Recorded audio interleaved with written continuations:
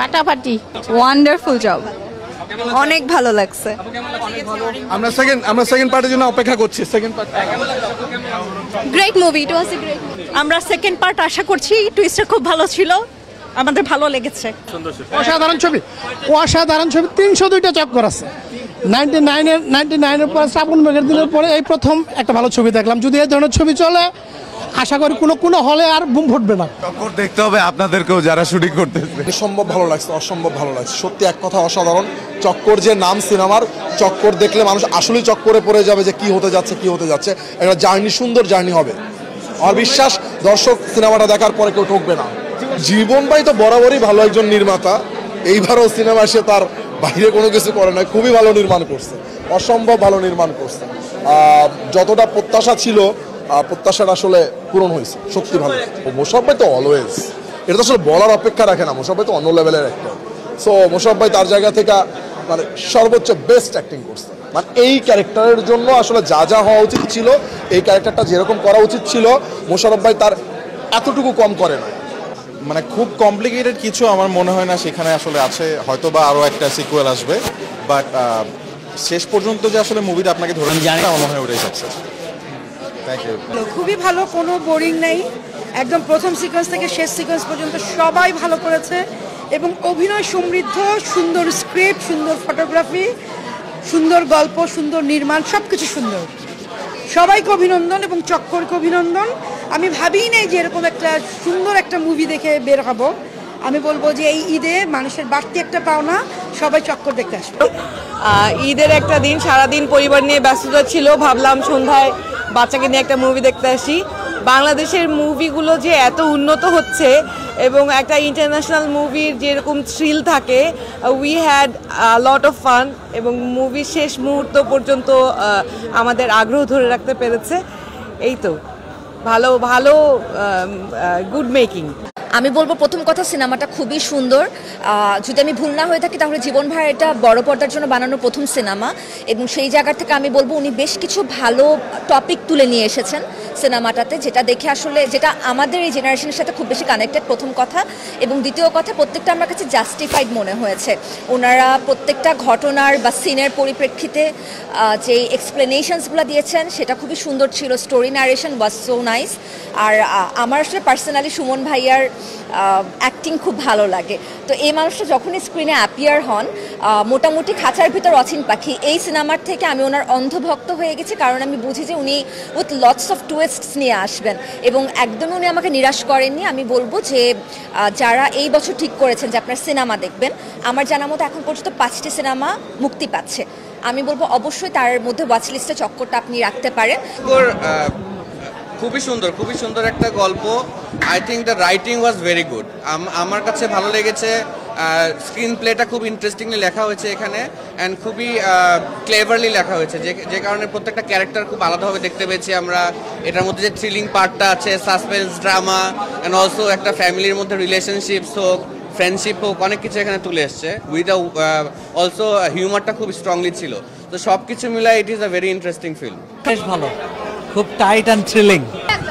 কেমন মনে হচ্ছে যে এটা একটা পারফেক্ট ক্রাইম থ্রিলার দেখলাম, যেখানে অনেক ইমোশন আছে, যেখানে থাকে না একটা এক্সাইটমেন্ট কাজ করছিল। I really enjoyed the film, আমার খুব ভালো লাগছে। ছবিটা খুবই সুন্দর, এন্টারটেনমেন্ট এবং একদমই টান বসে থেকে দেখলাম এবং আমি বলবো সবাই মিলে চক্কর দেখতে আসেন। ইট ওয়াজ রিয়েলি বিউটিফুল, মানে গল্পটা অনেক সুন্দর ছিল। আমার রিয়াকশন তো ডিফিকাল্ট, আমি কি রিয়াকশন দিই? কেমন লাগলো আসলে? ভালো, মানে পুরো ছবিটা সবার সাথে বসে দেখতে খুব ভালো লাগলো। জীবন আমি তো পার্সোনালি আসলে মার্ডার মিস্ট্রি, থ্রিলার, এই ধরনের জনরাগুলো খুব পছন্দ করি। তো সেই জিনিসটাই পেয়েছি with the touch of humour, so that was really nice. হ্যাঁ, খুব মজা লাগলো, খুবই এন্টারটেইনিং।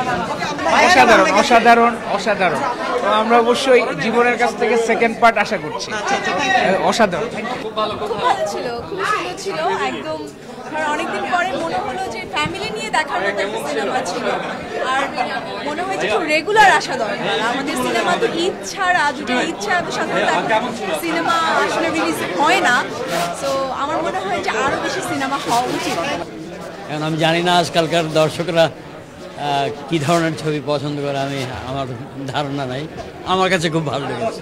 সিনেমা খুবই ভালো লাগছে, তার চেয়ে ভালো লাগতেছে এই ক্যামেরার আগ্রাসন, সবাই যেভাবে ঝাঁপায় পড়তেছে এবং ঠিক এইভাবেই অডিয়েন্স ঝাঁপায় পড়ুক আমাদের সিনেমায়, শুধু আমাদের সিনেমায় না, ঈদের যত সিনেমা মুক্তি পাবে। হ্যাঁ, অনুভূতি তো ডে বাই ডে ভালো হচ্ছে। গত পরশুদিন ছিল একরকম অনুভূতি, গতকালকে ছিল একরকম, আজকে যখন আমাদের একটা গ্রুপ আছে ইন্টারনাল, ওখানে যখন আসলো স্ক্রিনশট আসলো যে সোল্ড আউট ইভেন ভিআইপি, তখন অনুভূতিটা ডেফিনেটলি ভালো হওয়ার কথা, কারণ আমরা সবাই ছবি বানাই তো দর্শকের জন্য।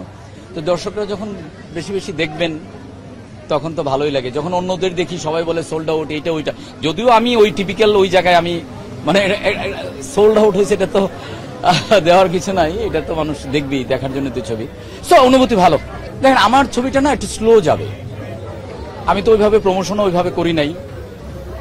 তো আমার ছবিটা মনে হয়েছিল যে অনেক হাইপের ছবির মাঝখানে তো আমার ছবিটা, তো আমার ছবিটা হলো মানুষ দেখে ওরা বলবে যে ছবিটা ভালো। আমার শুধু মাল্টিপ্লেক্সেই, মাল্টিপ্লেক্স সবকিছু। এটা মার্ডার মিস্ট্রি থ্রিলার, কিন্তু আমি এইটুকুই বললাম, বাকিটা আপনাকে দেখে করতে হবে। সেটা একটা সিনেমা যদি হল কম হয়ে থাকে, এটার জন্য তো একা ডিরেক্টররা দায়ী না, প্রডিউসাররা দায়ী না, এটার জন্য সিস্টেমও দায়ী, ঠিক আছে? সো এখন আমি সেটা কি করবো? এটার জন্য তো এইটার রেসপন্সিবিলিটি তো আমি নিতে পারবো না। এজ এ ফিল্ম মেকার আমি তো এটা ছাড়া অন্য কিছু শিখি নাই, আমি তো এটাই বানাবো। এখন আমার হয় সিনেমা বানানো বন্ধ করে দিতে হবে, অথবা সিনেমা বানানোর পরে আমাকে সিনেমা রিলিজ দিতে হবে না। এটা কারণ একসাথে এতগুলো সিনেমা কি আসছে, যারা এখানে টাকা ইনভেস্ট করছে, যে পরিচালক বা প্রডিউসাররা এখানে ইনভেস্ট করছেন, তোমরা ছবি রিলিজ দিবেন না? এখন সিনেমা যখন থাকে না তখন তো বাইরের সিনেমা থাকবেই, এটা খুব স্বাভাবিক। সেকেন্ড থিং হচ্ছে যে তরুণ পরিচালকরা আসছে বলেই তো আজকে সিনেমা নিয়ে এত কথা হচ্ছে।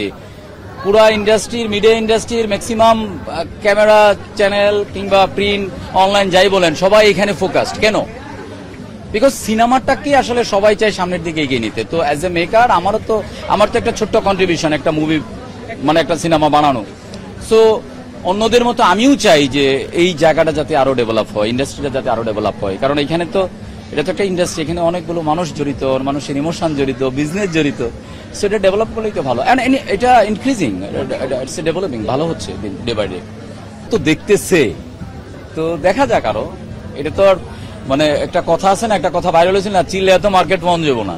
তো এখন জিনিসটা হলো কন্টেন্টের জোরেই যাবে।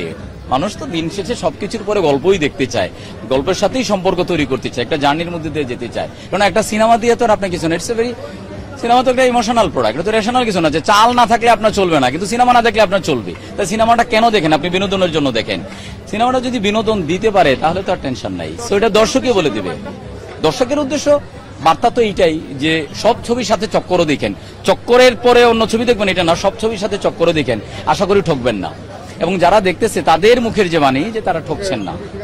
Thank you so much.